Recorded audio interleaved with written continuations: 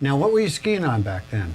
Well, I had some wooden Kessleys, which I managed to break, I remember, Oh, you on narrow gauge bumps.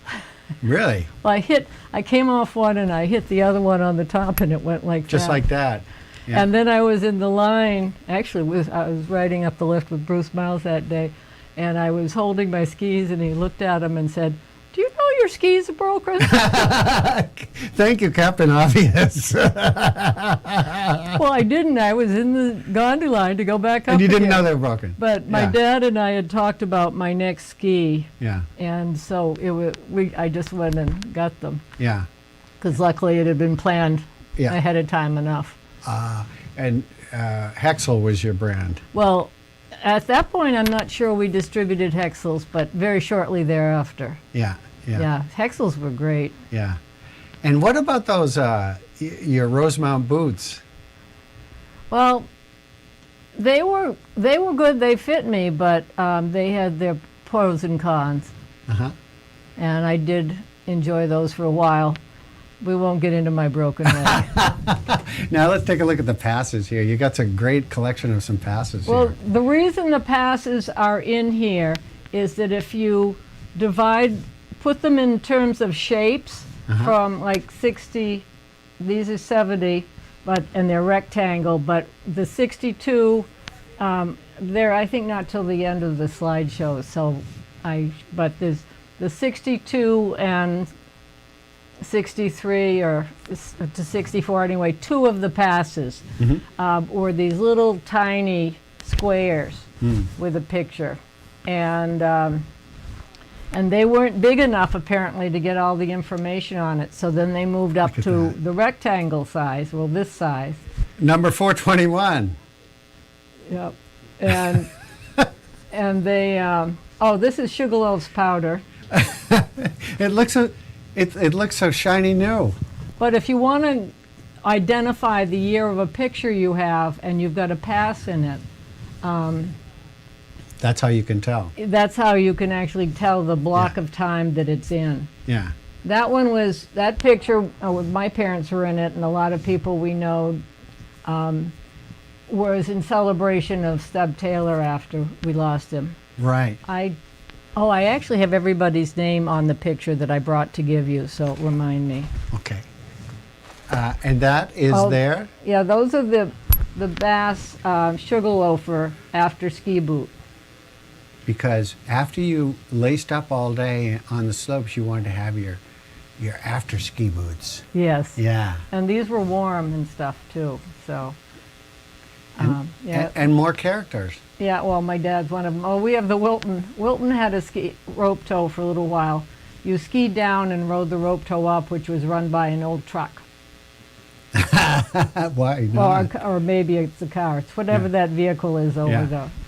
on the side. And my mother. And when did your Yeah. parents first come to Sugarloaf? Well, Dad helped start it with the rest of the crew. So helped cut the first trails and Yeah. yeah. so that would have been 50s. Yeah. So what are you most proud of, or that's happened throughout the years? What's a fond memory that you have of some good changes here in Sugarloaf? Well, it's been fun watching the Bucksaw. The original Bucksaw was the first chairlift that we had, and there's been fascinating changes, that I watched. The Bucksaw, then, and you had 2 and 3. We had the year of the Gandhi was 66, and T-bars 4 and 5, which are now the area of. The chairlifts have expanded the space, but it's been fascinating watching the increase in the lifts all over the mountain. And remember back when the Gandhi was first put in, what a big thing that was. Yeah. I mean, that was just a big thing, wasn't it? I mean, when you looked at a picture of the Sugarloaf, that was a Gandhi, right? That was iconic, wasn't it? It was, and even now when you look at the mountain, it's the gondola line that draws your attention. Yeah, yeah.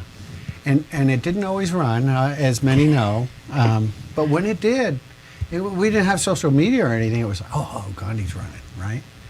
And what's a fond Easter memory with the Gandhi? With the gondola? Didn't they have a punch? Tell us about the punch. Well, yeah, not Al. I'm remembering his name, but there was a punch every year. We had parties on the deck, Yeah. on the beach of the ski shop and stuff. And Yeah. basically, it's where the bag is. It was kind of up in that area, Yeah. up in the air, and we'd enjoy reggae. Yeah. And that's kind of how it started. It was mainly Easter, but Yeah. that we did. Yeah. Some great memories, isn't it? Down. Yeah. And of course, you are here full time now, or do you? Yeah, I live here full time. Yeah. Except that the family, actually it's what got me into oceanography, but the family bought a cottage in Booth Bay in the 60s. And so I was down the road from the laboratories, and they thrilled me. Right. So I went on to work in science the rest of my life. Right. So if you wonder what an oceanographer is doing in Sugarloaf, that's how it happened. Betsy, thank you so much for sharing, and thank you for the wonderful gift that we will proudly hang here in the studios, your iconic photo. And thanks for your memories, and you've supported Sugarloaf for a long time, and we appreciate the stories. Thanks for joining us this morning, Betsy. And thank you. And one thing, both of my kids went through the whole ski program, and they're absolutely beautiful skiers. And they're beautiful skiers. The end result is a beautiful skier. 70 years of skiing in Sugarloaf, Betsy Bass. Betsy, thanks for joining us here this morning. Well, thank you. Happy reggae to everybody. Happy reggae to you, and that is just